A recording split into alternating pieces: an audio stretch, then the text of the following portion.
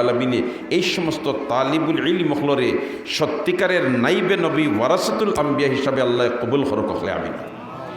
আমিও আপনাদের সামনে আয়াতে করিমার এক টুকরা পড়েছি আর সৈয়দুল মুরসালিনের আহাদিসে নববিয়াত থেকে ছোট্ট একটা হাদিসের টুকরা পড়েছি।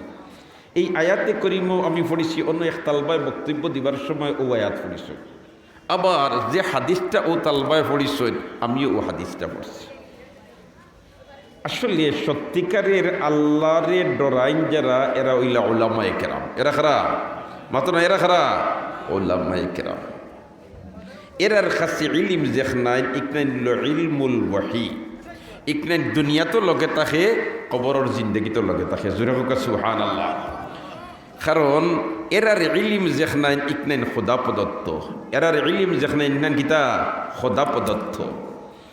আর বাকি যে সমস্ত বিদ্যা আছে এগুলা মানুষের বানায়, অমুকে লেখছেন অমুকে লেখছেন অমুকে লেখছেন, বস এটার আলোকে শিক্ষা দেওয়া ইয়া থাকে। আর ইলমুল ওয়াহি যেটা এটা সরাসরি আল্লাহ তাকিয়া, ঠিক না বে ঠিক?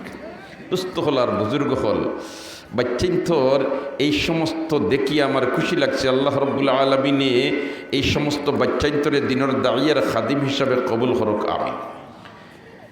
আরও একটা বিষয় আরও আমার কাছে অত্যন্ত সুন্দর লাগছে এবং আকর্ষণীয় লাগছে।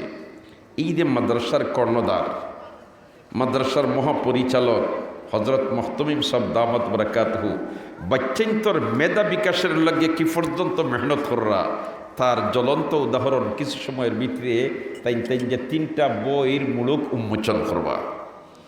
এটা ছোটো কথা নাই।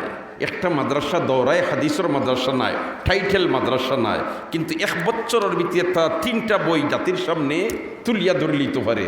এই পর্যন্ত শেষ নাই। আসুন্না মহিউসুন্না ম্যাগাজিন হইলা, আসুন্না ম্যাগাজিন, সুবহানাল্লাহ।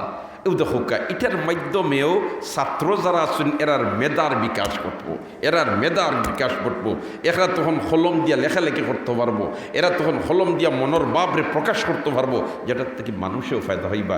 এই যে 4টা 5টা আহাম গুরুত্বপূর্ণ খেদমত এরা আঞ্জাম দিতে পারছে, আল্লাহ রব্বুল আলমিনে তারার মেহনতের কবুল করক আমিন হয়। আল্লাহ রব্বুল আলমিনে তারার এই সমস্ত খিদমতের